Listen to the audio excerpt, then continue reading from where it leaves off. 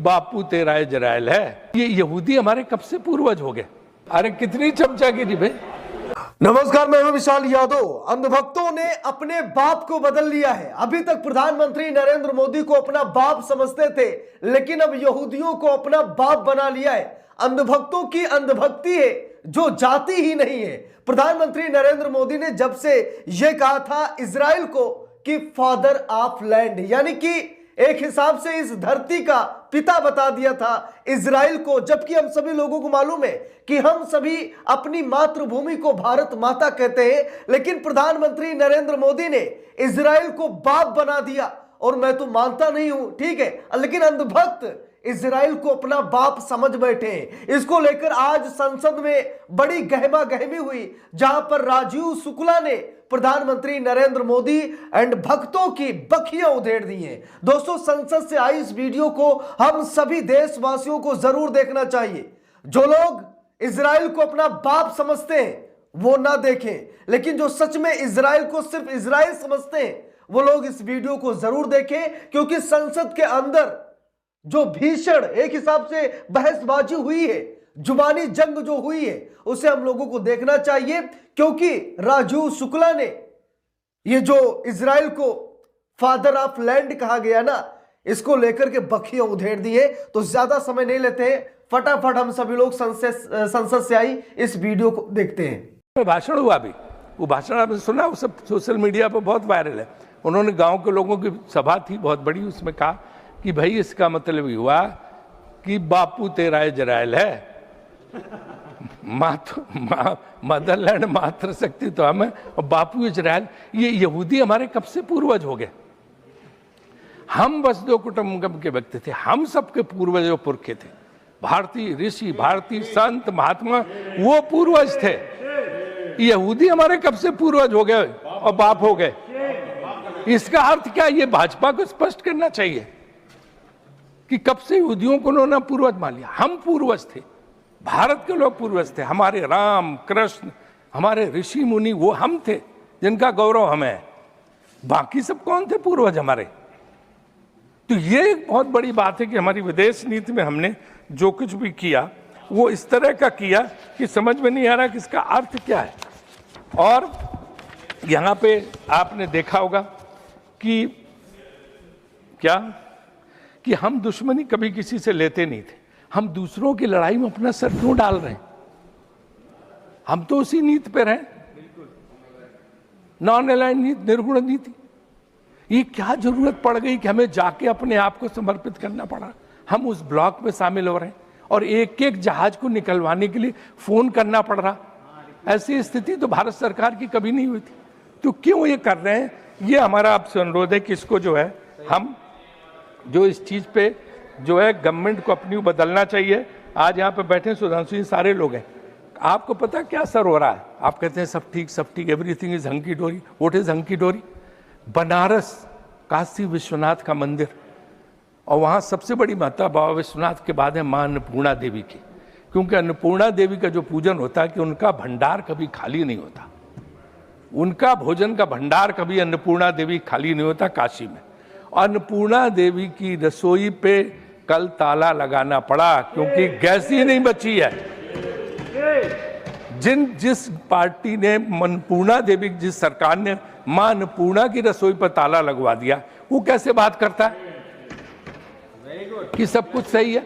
इसके पहले सीता रसोई अयोध्या में पहले बंद हो चुकी है।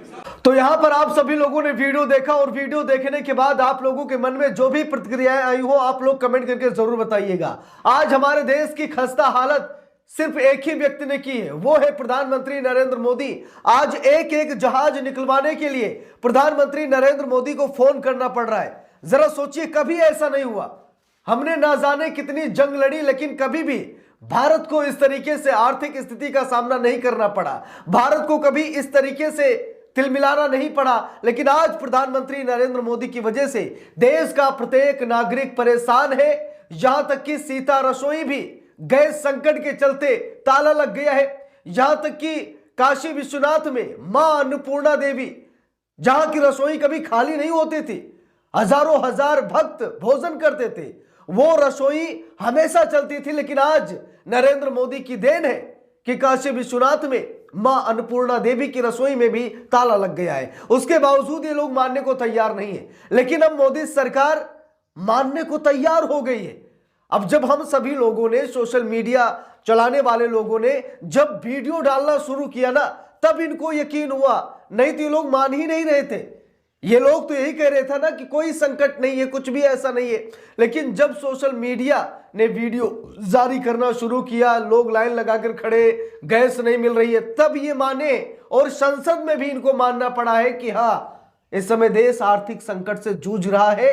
प्रधानमंत्री नरेंद्र मोदी ने स्वयं कहा, बीजेपी के नेताओं ने स्वयं कहा कि विपक्ष को भी साथ देना चाहिए। अभी तक विपक्ष की बातों को अफवाह बता रहे थे, अब विपक्ष साथ दे। इससे साफ पता चलता है दोस्तों कि प्रधानमंत्री नरेंद्र मोदी देश नहीं चला पा रहे। नरेंद्र मोदी के हाथों देश सुरक्षित नहीं है। भाई क्या जरूरत थी इजराइल का साथ देने की?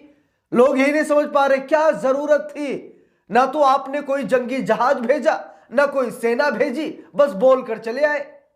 अगर आप इजराइल के साथ खड़े ही थे तो कुछ तो दे देते इजराइल को। कल को अगर हमारे ऊपर हमला हुआ तो इजराइल भी कहेगा हम भारत के साथ खड़े, लेना देना कुछ है नहीं, बस भारत के साथ हम खड़े। वही हाल प्रधानमंत्री नरेंद्र मोदी का है। इजराइल जाकर के इजराइल की संसद में कहते हैं कि हम इजराइल के साथ थे और रहेंगे, हर एक परिस्थिति में इजराइल के साथ रहेंगे।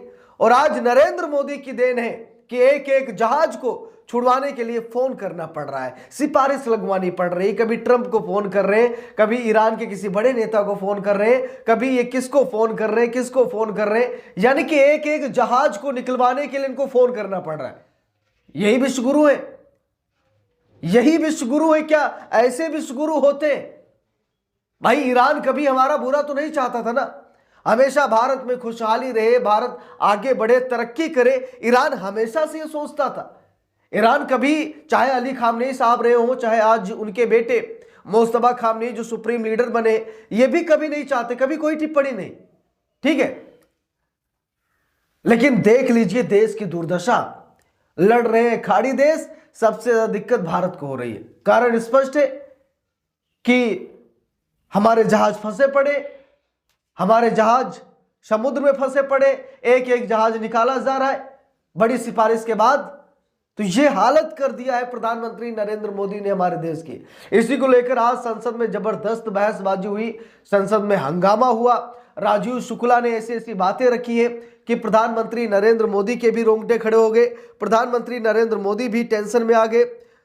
वो तो अच्छा हुआ कि ये धीरे धीरे करके संसद अटेंड कर रहे, नहीं तो ये तो अटेंड भी करना नहीं चाहते थे, ये तो बाहर ही भाग रहे थे। कहां से जवाब देंगे विपक्ष का? लेकिन विपक्ष ने जिस तरीके से बखियां उधेड़ी हैं, उसकी वीडियो आप सभी लोगों ने देखा है। और मैं यही चाहता हूं कि राजीव शुक्ला ने जो बातें कही हैं उस पर आप लोगों की क्या प्रतिक्रिया है जरूर बताइएगा। राजीव शुक्ला ने जो बातें कही है सही कही है या फिर गलत कही है? मतलब मोदी चालसा, मोदी चालसा, मोदी चालसा। संसद में बैठे इनके सांसद मोदी मोदी मोदी कर रहे, ठीक है, यही हो रहा संसद में।